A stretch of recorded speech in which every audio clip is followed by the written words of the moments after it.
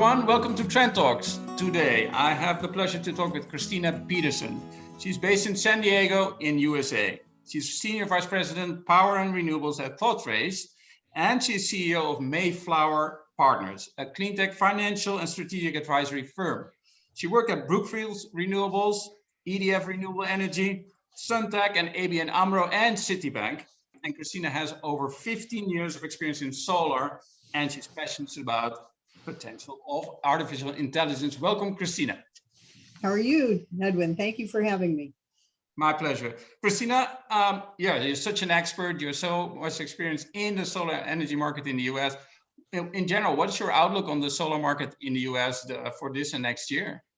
I think that it's just continuing to grow. In 2020, during the pandemic, US was down only 6% in terms of new build solar.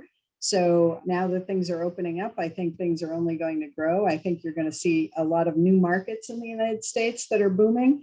As you've probably seen, at the end of 2020, we had Texas surpass California for new build solar for the first time ever.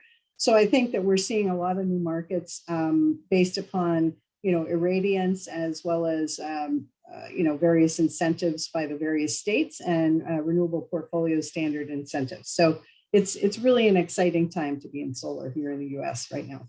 Since you have so much experience in solar in general, and very specifically in secondary assets, in that respect, let's talk a little bit about that and benefit from your experience, your extensive experience in that. So what are the most common mistakes or challenges that you see while onboarding secondary assets into a portfolio?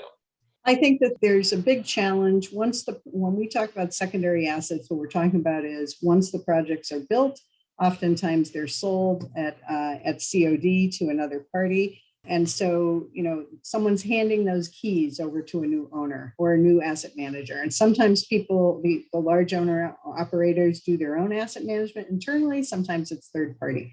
At any rate, when you get those keys, there's a lot of work to be done to go through all the contracts, make sure you understand all the compliance obligations related to that, whether it's regulatory, whether it's who pays the property taxes, who pays the real estate taxes, onboarding all those assets in a proper data management system, and remembering what all those obligations are, whether it's permitting obligations and so forth. So I think those are I wouldn't say they're mistakes, but they're challenges. And I think that good owner operators will manage those in better ways that end up generating more revenue and also optimizing the management of the asset. So yeah, I think those are typical challenges.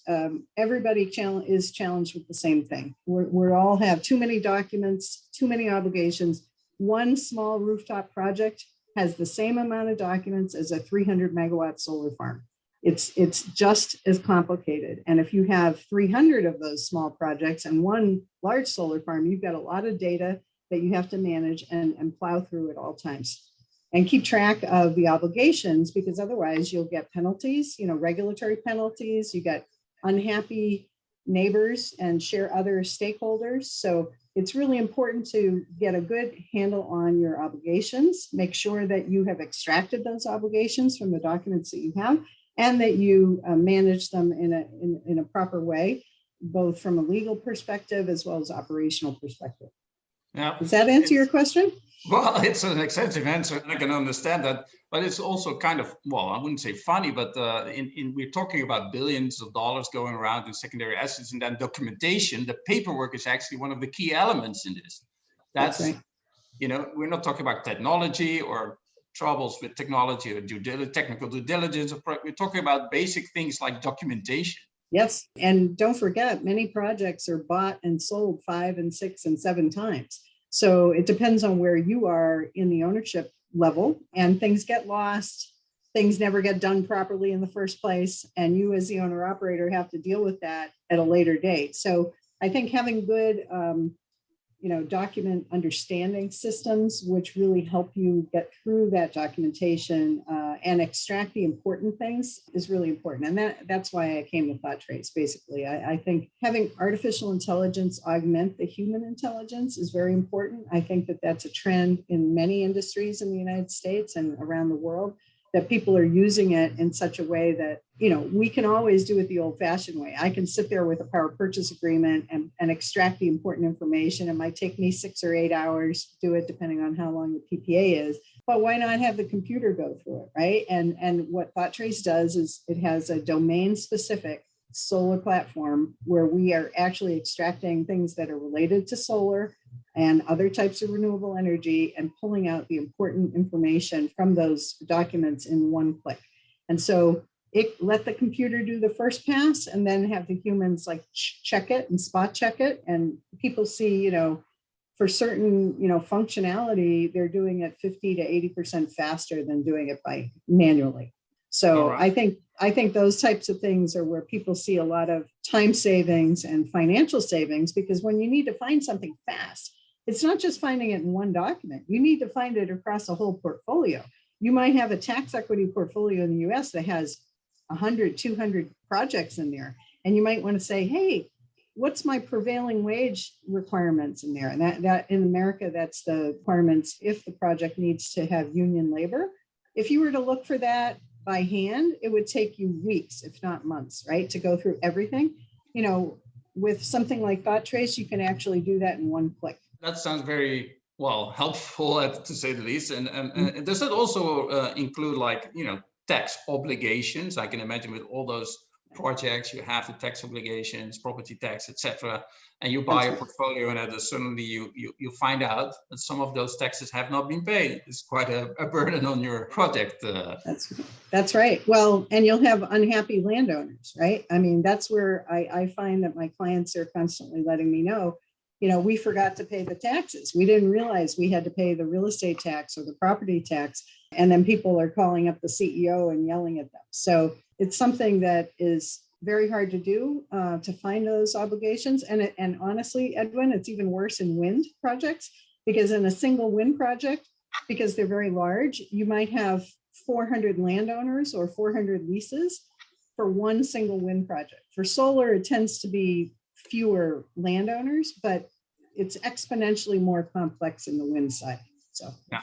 Kristina, so you have managed really big portfolios of solar assets, and based on your extensive experience, so what do you think is an important lesson in that you would want to share with our audience? I think having good data management systems is very important, whether it's the asset monitoring, the solar asset actual monitoring systems, your SCADA, your DAS, having good people who help you with your operational technology as well as your IT is very important in my experience. And that's nothing to do with artificial intelligence, but I'm just saying that, you've got operating projects that sometimes the operational technology, you just don't have visibility in what's happening in that project because there's some kind of a problem where you don't have visibility on the project. So I find that that's something that if you have your arms wrapped around that well, then everything else can be managed. And then on the data side, managing your contracts and managing not just the operational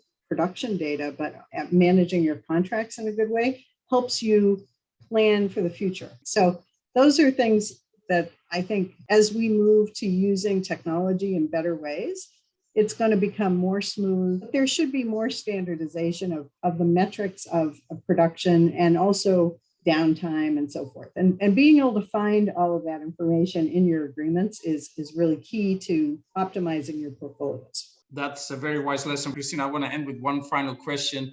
Is there a trend currently that you're particularly excited about in the solar industry? I would say just the use of different types of software programs. I think we're getting to be smarter. I think the trend is towards optimization of projects, whether it's predictive analytics or using software in such a way to have the humans do the work that humans do well. I think everything needs to become more dynamic. And I think that something like ThoughtTrace, where you have like a domain-specific software program that's specifically built for solar and wind projects, that's the trend to the future. Kristina, I would like to thank you for this interview. Me too. Thank you, Edwin.